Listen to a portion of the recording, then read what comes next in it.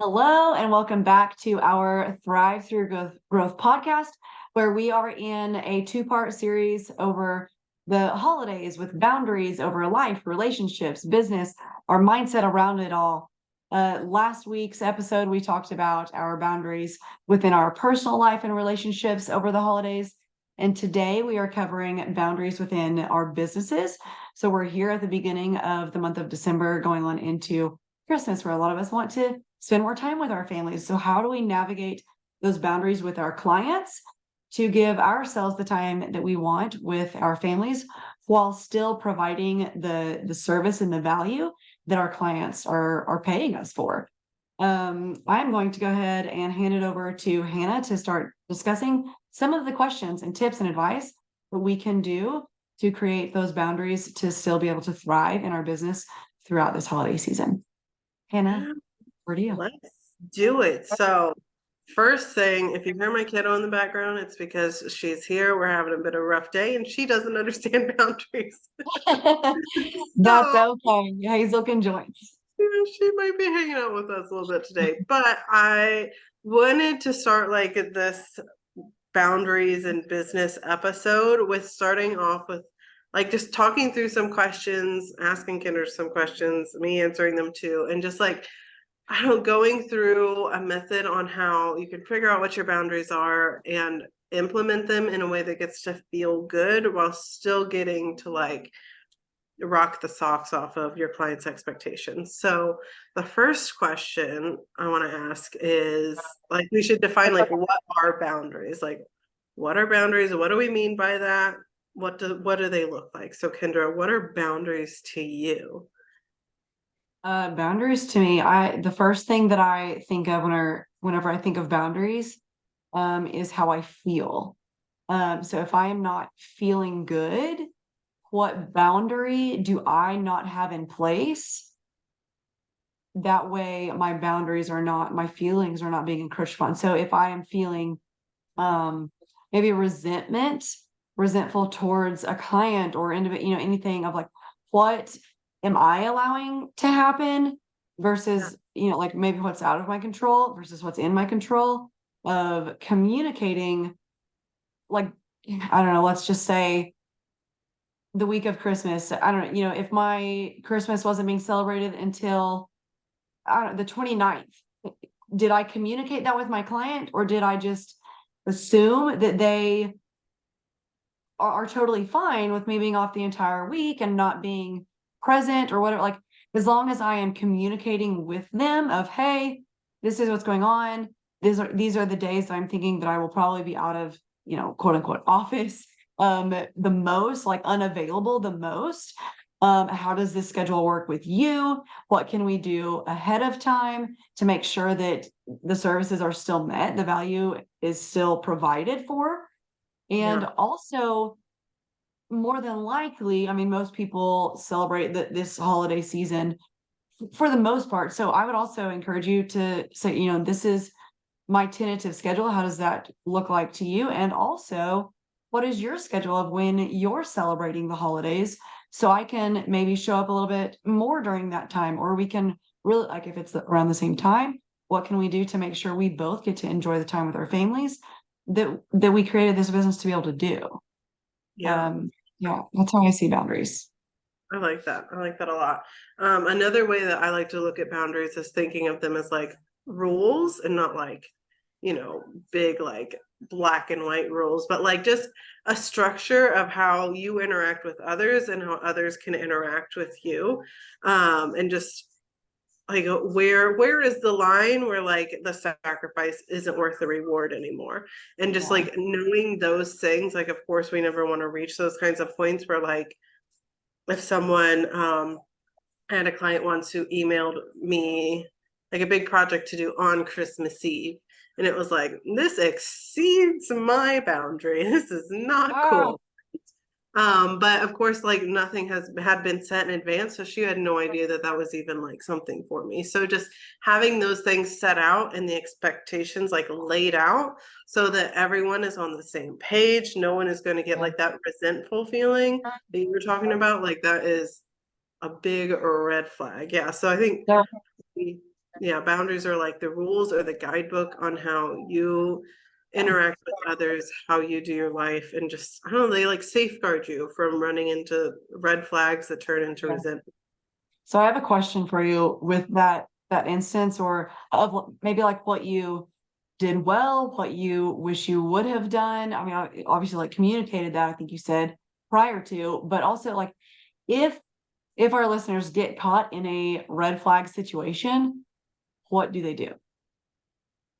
I think, and I could have done this better looking back, because my first reaction was to get like really like protective of myself, and like I let my ego get the best of me and was like, I don't want to do this. I did it anyway.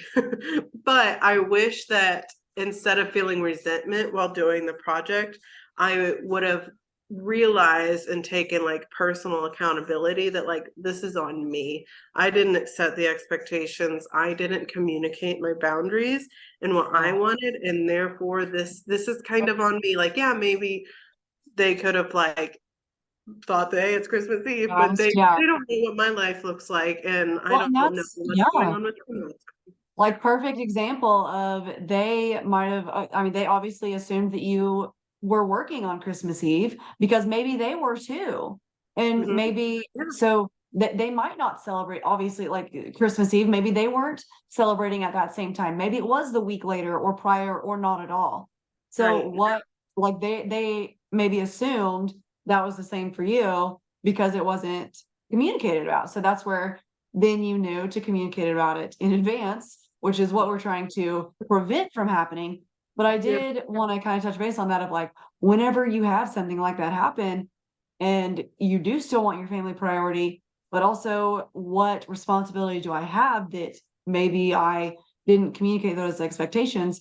Is there grace in like, is this a deadline here? Or can you, and in that, I would recommend of asking that if they send over something that is like that you haven't communicated your boundaries thus far, and they send something over to you, I would ask at that time of, hey, I know we haven't communicated about this prior, maybe apologize that you didn't let them know your expectations of boundaries throughout the holidays. And is this something that can be done the next week or next availability, whatever. And if not, you're going to have to own that responsibility of, I didn't communicate this prior, and how can I work around the schedule to still provide that value and service that they are paying you for. That's yeah, a tough pill to swallow sometimes. yeah. Oh, yeah, it is. And it's also like this is a good opportunity for our listeners to like take a peek at what their contracts say, because it only took that one time for me to then put in my contracts that I am off Yes. all US holidays. I'm unavailable. If you need something from me, it's going to be double my hourly rate, or it's going to be, if it's a project thing, it was going to be an hourly rate that I don't want to say hurts, but it was more than what I would have charged, if that makes Right. sense. So like looking, and I even like I put Hazel's birthday in there. I put our anniversary in my contract so that they know like, look, this week of September I got anniversary and birthday. I'm out. You know what I That's mean? actually a really great idea because we do Yeah. think of like the holidays of everyone is, we assume, like, especially those who live in the US, like we all celebrate the US holidays, but then those special dates every year. Cause yeah, I think that same like for my son's birthday, like I want to be able to be available for that day to go to his class or whatever, things like that. And even my own birthday, I do some of that too. Anniversary, that's a great tip. And it's included in your contract. So they know ahead of time when those dates are, when to expect that. Yeah, That's absolutely. really good tip. Yeah. So yeah, that's yeah. Personal accountability and just yeah, I just breathing through it, not letting your Yeah, ego get the best of you and just think, okay, yeah, what are the facts? How can we move through this? Cool, let's just get her done. We've learned yeah, a very great lesson. How can I protect myself in the future from yeah, going through this lesson again? yeah, yeah. Good tips and good example. I feel like two right there that came up, but Oh man. um, and that kind of helps you figure out what you want your boundaries to be. Oh my Of like, goodness. oh, I didn't realize this, but I do want this. Like Yeah, if exactly. you're not 100%. feeling small. Yeah. Which kind of leads us into our next two questions that I want to talk through today. But the first one, and we already kind of touched on it a little bit, but like, why is having boundaries so important for business? And we touched on it already, but essentially, like when you don't have good boundaries in business, I think we've said this a few episodes, but like when you're saying yes to something, you're saying no to something else. And so having good boundaries in your business means that you get to say yes to the things that you want to say yes to, like, spending more time with your family, having Christmas Eve off, and it means that you get to say no, Yeah. or at least be fairly compensated or in a way that feels Yeah. good, if you have to like go outside of your boundaries. Yeah. Well, and like I know both of us and probably most of our listeners too, as female entrepreneurs, we created a business that would support our family lifestyle. Mhm. So it's important to have those boundaries in businesses because I mean, I've heard, and I'm sure you have come across a lot of people too, who they leave their 9 to 5 and then they're working more hours on their entrepreneurial business than they were at their 9 to 5. And they're run down and ragged and all of these things. And it's like, is that what you left the 9 to 5 for, to work more?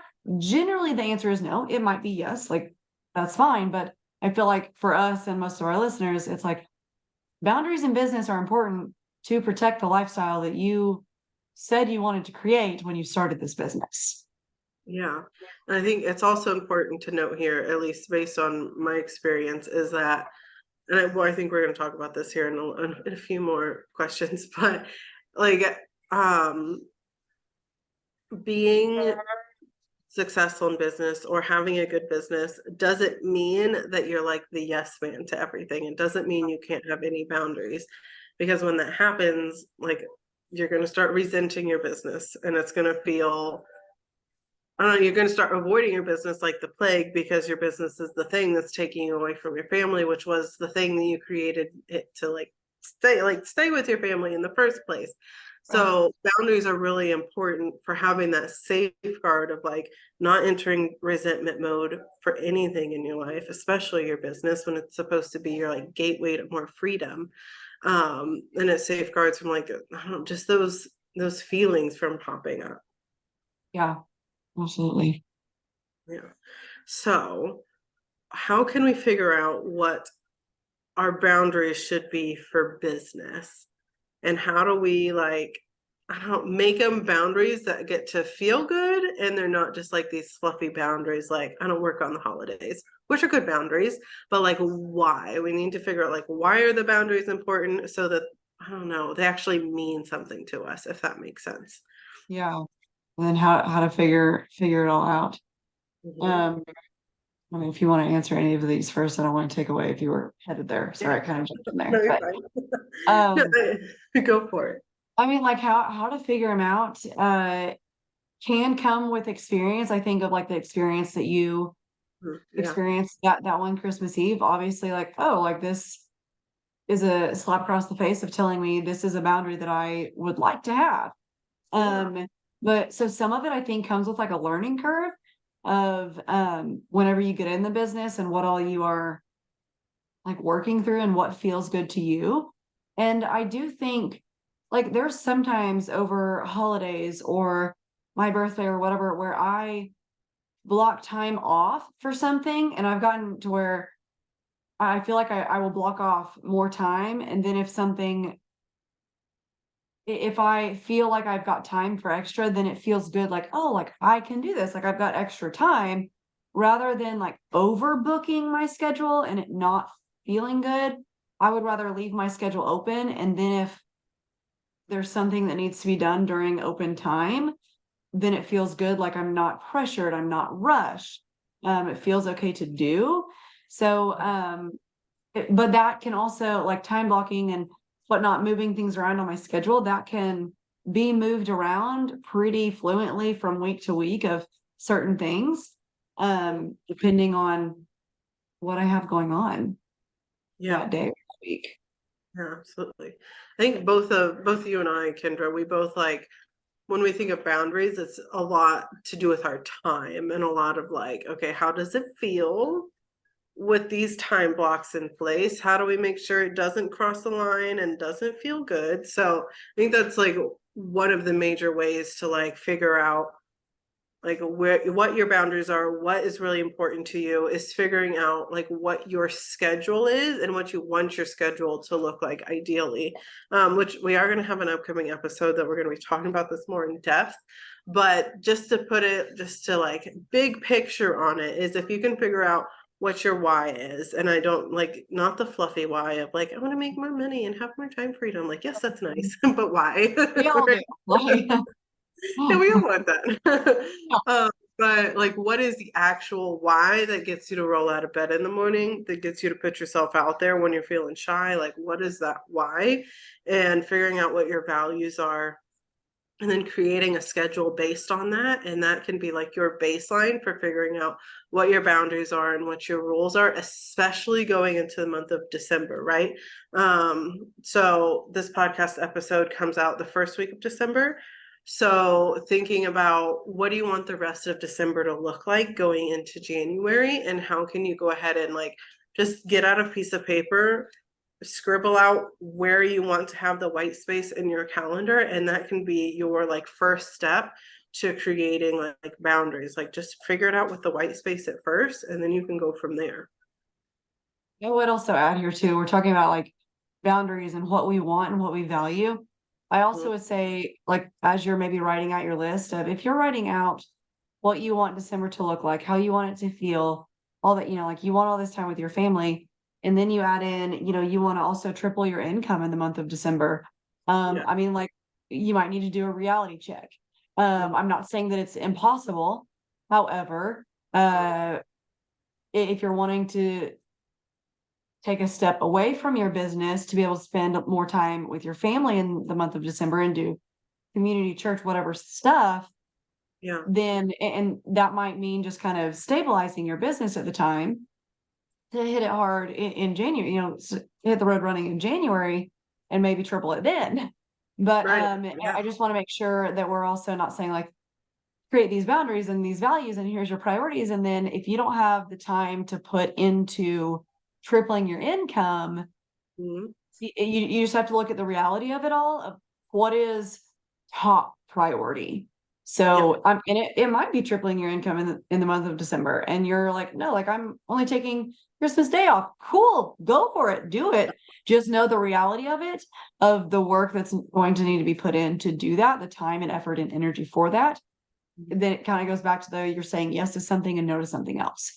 So yeah, I just want to make sure that reality check is there too, of balancing that out. Yeah, and I think especially like Black Friday just happened, so you've probably seen a lot of ads and a lot of courses and just a lot of noise around like growing your business with ease and alignment and like all those buzzwords. And that can be true, but it's still like it boils down to it will require like energy to grow your business. And if you don't want to put the energy into your business, like at this moment in December, that's okay. Like you don't have to. You're not feeling, you're doing okay. Yep, absolutely. Yeah. So now, so we know how to create boundaries, right? So we're good on that. But the next step, which I think is where a lot of people can falter or not want to follow through, is like actually enforcing the boundaries. And that means that sometimes we have to tell people no. So how would you go about enforcing a boundary with a client, or how have you in the past? And like just working through the tension that might pop up and just like, I don't know, communicating effectively. So I actually just thought of a certain instance with one of the women that I've coached over previously, of a certain instance of boundaries were being crossed. It was very clear the boundaries were being crossed. Honestly, the client probably realized it too, like sending messages and requests in the middle of the night, things like that. Of if you are in the position where your boundaries are being crossed right now, and you are responding back and doing tasks for people on the weekends and in the evenings, whenever that's not what you want to be doing, that's a harder conversation to have because that's what your client is used to. So your client is used to you being basically on call 24/7. And that is going to be a not necessarily a harder conversation, but a more they're just not used to that. So that will kind of be like a work in progress. I would say of you still need to communicate those boundaries. I do always recommend, if at all possible, schedule a call with them. That way you're on an actual like either phone call or Zoom meeting, whatever that might be, to actually chat with them. If that is not possible here within the holidays because schedules aren't matching up, then the next best thing would be the email. But I first would always encourage, whether you've set boundaries before and they're being crossed, or it's a brand new client and you're needing to set the boundaries, like it is still a conversation I would encourage having, like you and I are talking right now, Hannah, just because sometimes things can be misconstrued via text. But again, if that isn't able to happen, then you can line it out very detailed in an email of, hey, the holidays are coming up and all of this time I'm wanting to spend with my family and evenings and weekends and things like that. And like you were mentioning about the contract earlier, Hannah, hopefully you have something in your contract to fall back to and be like, hey, these were the boundaries set in our contract. I realized I've done some extra work in the evenings and weekends for you. However, I'm really needing to go back and set those due to whatever is getting that no answer that you're needing to put more of your energy to. You can share, as little or as much that you want, I think, in that area with your client. But pretty frankly, like you can be pretty frank of these boundaries are being crossed and I really need to go back to these boundaries in my contract. If there's not that contract, you need to have that conversation of feeling them out where they're at, of what does this look like to you? How does this feel? Because I know we haven't talked about it previously, but I do need to have the conversation so I don't have resentment. And and I always like to say sandwich it with a good, something that you really need to cover, and then another positive of what you love working with them or, wanting to benefit them, putting the bow on it still for them throughout the holiday season. Yeah, that's a management tactic, build, break, build. And it works. It's effective. Also, like I've done it in the past where I've had to like reinforce some boundaries, like stuff started to slip. I'm one of those people that likes to operate on like inbox 0, task list 0. So like I like to do things rapidly and like get them off my plate really fast, right? And like your clients will get used to that way if that's what you're like doing and you're responding quickly to them and all those things. So like you can send a message, you can send an email that like lines out everything. You could even have like 2 different options for them. Like we can go back to where the contract says, and this is what we'll do, or you can increase your fee a little bit so that it's okay for you to be responding quickly, and that number is only a number that you can come up with that feels good for you. And then you can just like send the email, and then you might send like a voice message in like if you're communicating through Box or a Signal or Messenger or whatever, so they can hear the inflection in your voice and they're not going to read it in a different voice than what you're intending it to be read in, because that can happen and it will happen if you're mainly communicating like via written word instead of like face to face or using your voice. So yeah, those are 2 ways that you can reinforce the boundaries and make it feel good for both of you. Sometimes just having like just reinstating the boundaries or like offering a different solution that's a win-win for both of you is a way to make it feel good and just like smooth it over, if that makes sense. And also I was thinking too, just with the communication aspect, if they're sending you emails, you can set up automatic replies. I would not set up an automatic reply until you have talked with your client, but that would be a friendly reminder. If they send it after whatever 5 o'clock, then they will get that automatic reply of you are back in office or where, at your desk at whatever time the next day, and or will respond within 24 to 48 hours. If you have that type of a boundary, you can have that set up if need be for that gentle reminder for them continuously after you have had that initial. communication with them. Yeah, absolutely. Yes. Okay, so we know how to talk to our clients. The next thing I want to talk about is how can we show that we care about our clients without overstepping our boundaries? Like, how do we, Kendra, you put it, over giving versus putting a bow on it? Like, how do we make that happen? How do we make it feel good so that we can like go above and beyond to a point that we're comfortable with versus like, you know, sending emails out at like midnight on Christmas Yeah. Eve? How do we make it feel good? Well, yeah, and that goes back to really the beginning of what we were talking about is like, how does it feel? Whenever I think of boundaries, I think of how do I feel about it all? And so I would gauge that, and this can actually be, I think, different.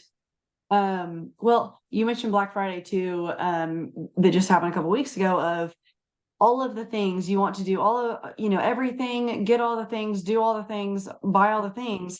This can kind of go to a lot of people want to get their clients gifts at the end of the year, or like offer, hey, like I can do this for you starting at the new beginning of the year, or I can add on this, Merry Christmas for this service or whatever. Make sure, I would say, gauge your clients of where they're at, what is important to your client. And if you've been working them for a lengthy time, like you probably would know that at this point of like, what is important to them? Do they like gifts? Do they like a Starbucks gift card? Do they like an extra service that you can provide for them to give them time back? And then also like, what is it costing you? And do you have the energy and capacity for that? Because you definitely don't want to say like, hey, I'll do X, Y, and Z. And then once you're done with X, you're burnt out and then you resent doing Y and Z. So just gauge what your client actually needs, what would be beneficial for them, what would feel good and valuable to them. And then also gauge your energy around what you are offering them. Yeah, absolutely. And it's kind of like I've had clients send me gifts before, and I'm like, "Ooh, I don't feel deserving of that." Like, I don't know about that. Or like, people who I've coached have sent me gifts before. So like, I don't know. It's weird. Like, don't feel the pressure to have to send someone a gift because like I surely don't expect it from people, and I know most people don't. So like, even if Yeah. it's like just a email that just expresses your gratitude for them, Yeah. or if you have their address, send them a Christmas card with like a handwritten note in it or something. Like it doesn't have to be anything like fancy or Extravagant. expensive. Yeah, it can just be sometimes like the little notes are the most meaningful. So yeah. But that's not to say that your client won't appreciate a Starbucks gift card either. Yeah. Again, you gauge your client on what you know that they like or need or value and go from there. Yeah, and I would say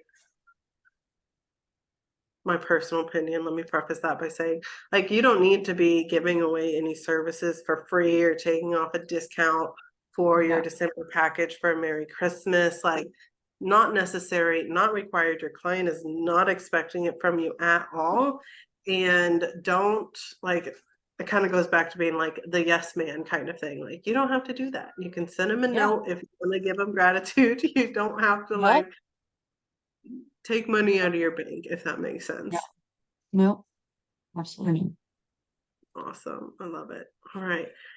Well, I think we've talked about everything we wanted to cover in this boundaries episode. Last question that I didn't have written down, so sorry I'm You're putting good. you on the spot.